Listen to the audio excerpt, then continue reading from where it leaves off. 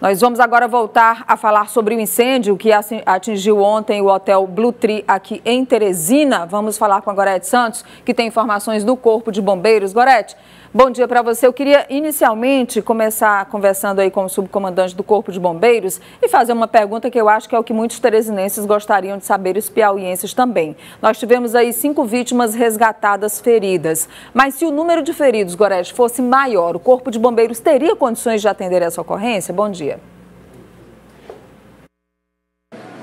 Bom dia, Nádia, a você e a todos que acompanham a Notícia da Manhã. Bom, ontem foi mobilizada toda uma estrutura, incluindo o Corpo de Bombeiros de Timon, também o Exército, o SAMU, enfim. Mas é um questionamento que ficou, inclusive, se essas forças todas foram mobilizadas por uma deficiência do Corpo de Bombeiros daqui. Hoje de manhã a gente passou lá pelo hotel, viu? Você vê imagens aí, portanto, de como é que está agora o hotel completamente interditado, porque todos os pavimentos foram atingidos de alguma forma. E a gente conversa sobre isso agora com o Major José Veloso, quem está conosco aqui nesta manhã, respondendo então primeiramente a essa pergunta da Nádia. Essas forças, elas vieram por uma deficiência do Corpo de Bombeiros? Muita gente questiona, inclusive, a carência de uma estrutura maior do Corpo de Bombeiros. Major, bom dia.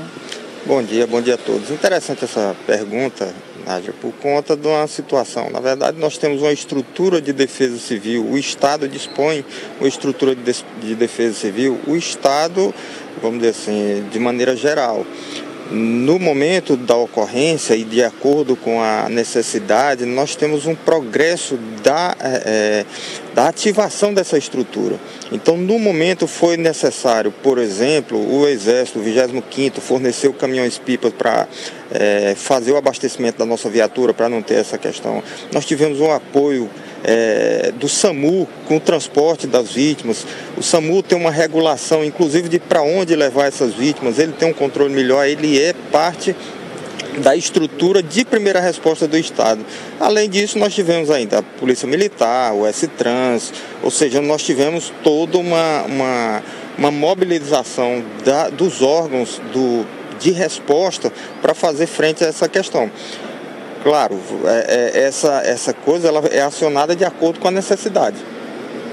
Então, na verdade, porque exigia uma estrutura maior que hoje o Corpo de Bombeiros por si só não teria aqui em Teresina. Sim, até porque não tem como a gente manter uma estrutura dessa forma, e isso é em todo o mundo, não é só aqui no Piauí, não é só no Brasil, no mundo todo funciona dessa forma.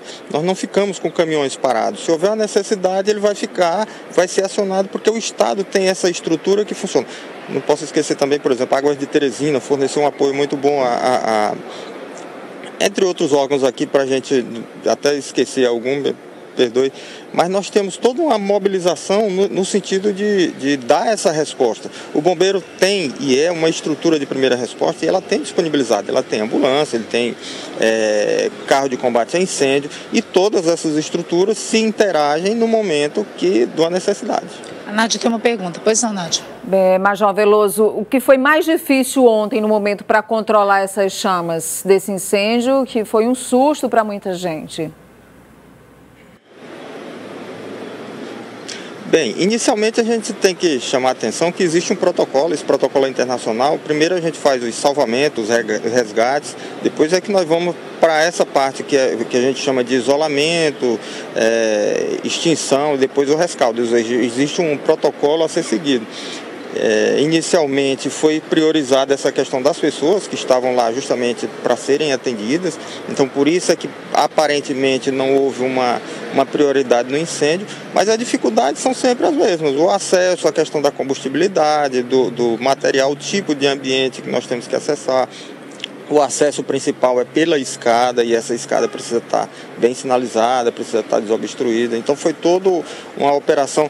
No caso bem particular, a operação já veio terminar bem no final, porque a gente tem que fazer uma varredura em todo o prédio, em todo o ambiente, para saber se não havia alguma pessoa, vamos dizer assim, eventualmente que ficou presa por conta daquela situação de incêndio, ficou escondida, Então foi feita toda uma varredura para identificar se não houve vítima, vamos dizer assim, que tenha permanecido no local. Muito obrigada então, Major José Veloso, pelas informações prestadas à Notícia da Manhã. O prédio continua interditado, obviamente, Nádia. A gente não sabe quanto tempo isso vai demorar ainda, pelo menos 10 dias para sair a perícia, mas depois disso vai ser ser necessária uma reestruturação, né, já que todos os pavimentos foram atingidos de alguma forma. Nádia. Exatamente, Gorete, porque o incêndio começou na sobreloja, as chamas subiram e atingiu fortemente o último andar lá do Hotel Blue Tree. Obrigada, Gorete, pelas informações ao vivo.